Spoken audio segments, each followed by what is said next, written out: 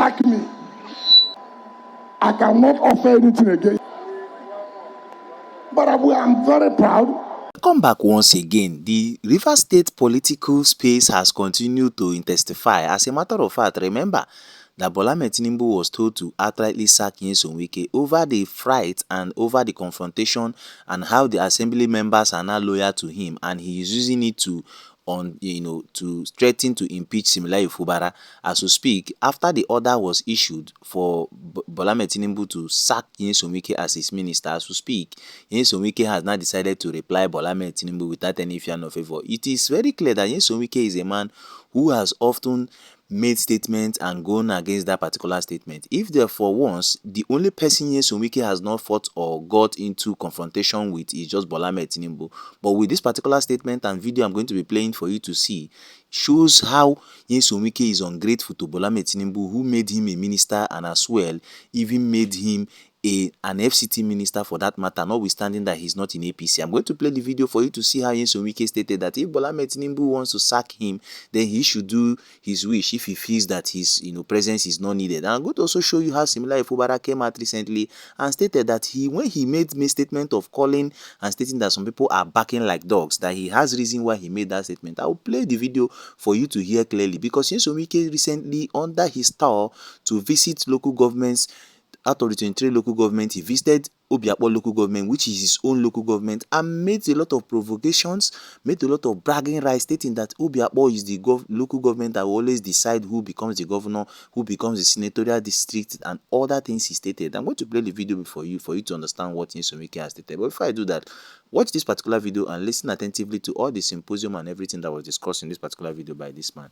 And when we come back, we'll continue. The dilemma for the president is the president wants to win the Rivers State, the presidential election in Rivers State, without any complaint. He wants to win it hands down. But he needs Fubara to make that happen. Fubara has the support of the ordinary people. They think that in this contest for power, that Fubara is the victim. And Nigerians like to side the underdog. So Rivers people are with Fubara in large numbers. The president wants to harvest that support that Fubara has in Rivers State. At the same time, he does not want to lose an ally like Nyesom Wike. But the moment Nyesom Wike saw that Fubara moved into the APC with the desire to be able to contest the election without Wike being in position to stop him, especially after he was said to have promised during a reconciliation meeting with the assembly members present, with Wike present, that he will not seek re-election. Going to the APC is meant to help him push aggressively to be able to contest for a second term without his boss breathing down his neck. The feeling out there is that Wike has unfinished business in the PDP. Therefore, he will not rush to go and join the APC like others are doing, which will give the governor ample time to be able to settle down and build his own core of loyalists, his own structures. Now, the president has to find a way to bring this disagreement to an end. Both men, as usual, have been foolishly abusing one another. This is what they do all the time. Fubara once called Wike a rat eating the gari, which is a way of calling him a thief in public. Wike too has used all kinds of invectives against a man that he brought up politically, a man he put in the saddle at a time when so many people got up against him and said, look, this is a political start. Don't use them, don't feel them. The president has a job to do, because at the end of the day, the president may be the big loser in this whole conflict. He knows that Wike has capacity. He knows that Wike can be fiercely loyal when he's on your side. So he does not want to lose such a person, especially with the elections just a little over a year away. He also knows that Fubara has tremendous support. If Fubara backs the president, as he has promised to do, it means even Wike's enemies, people like Secondus, people like Omeya, people like Peter Odili, they are going to back the president because they are all with Fubara at this time. So it's a conflict that the president views as wrong in terms of his timing and in terms of the political implications. And that is why the president has waded in at this stage. Fubara has not said a word since the impeachment notice was served. Fubara has not said a word. He's been advised to keep quiet so that they can find a way to manage Wike and resolve the matter. And if the matter is resolved this time, it has to be conclusive. The people of Rivers State, these combatants, the House of Assembly, Nyesom Wike, Governor Simenalaye Fubara, need to stop heating up the politics by their needless conflict, name calling, and shameful exchange of insults. Welcome back once again. You've listened attentively to all what is happening in Rivers State and the dilemma at which Tinubu is at the point, because he needs similar Fubara, at the same time he needs Nyesom Wike. But the confrontation and the reply Nyesom Wike gave over the rumor of his sack is what is glaring, and now Similarly, Fubara coming out to also state what is obtainable. Listen attentively to Nyesom Wike, where he made this statement boldly in Obiakpo local government under his store visit for thanking the residents and citizens and indigenes of that particular area. Watch, and when we come back, we'll continue. It's not dashed.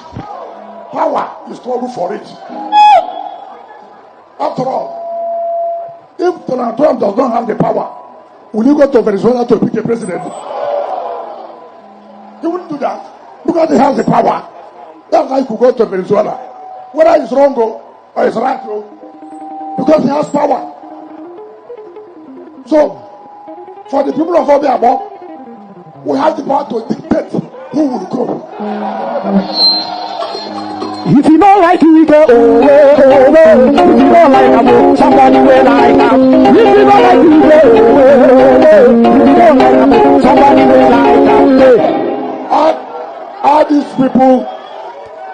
people who are commenting by the side, ask them if a local government that will produce only 5,000 votes will come and challenge a local government that can produce 40% of the vote. Let us see how it will work. We will use our strength and punish people. We will use our strength and punish people. Those of you who are standing with me here, it's not my fault. It's not my fault.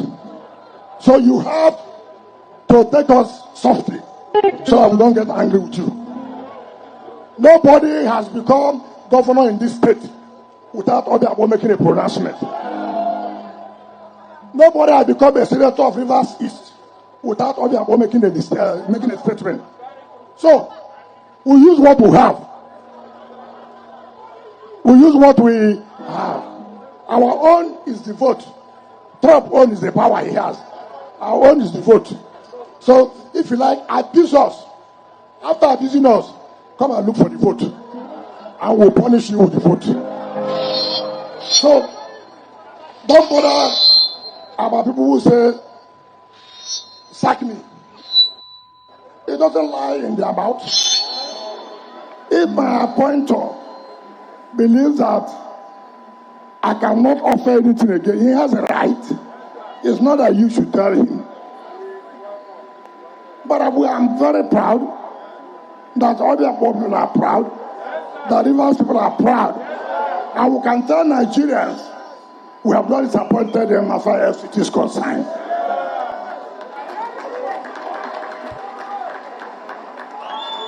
I said yesterday in Port Harcourt, and I want people to know this clearly.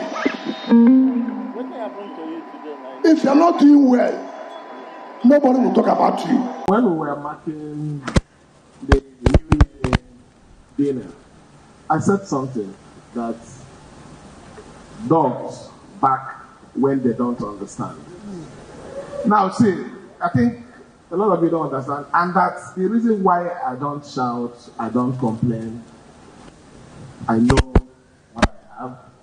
I know that I have what is supreme, and that is God. So, I want everyone to be relaxed. What is important is peace for this dear state. And we'll get it by the special name of God. So please. Come back once again. If you listen attentively to the confrontation and the reply, both the one Nyesom Wike has actually told Bola Tinubu that if he wishes to sack him, he can do that. That is, if he's not relevant enough in his cabinet. And as if that is not enough, similarly, Fubara reiterating the words he used, calling Nyesom Wike a barking dog. As a matter of fact, in a clear tense, he's trying to say that whatever Wike and his assembly members are doing, they are just outrightly barking like dogs, because the dogs actually don't know what the owner is doing. That is why they are barking. And this is Bola Tinubu at the verge of making sure seeing Nyesom Wike relevant to his 2027 bid, and similarly Fubara also relevant because he has what we call organic supporters, and this is exactly what is happening in Rivers State. It's not clear that so many persons are crossed to seeing a successful verge of this particular crisis at this point in time, it is obvious that what is happening in Rivers State is now what we call a power tussle. And they say another state is that once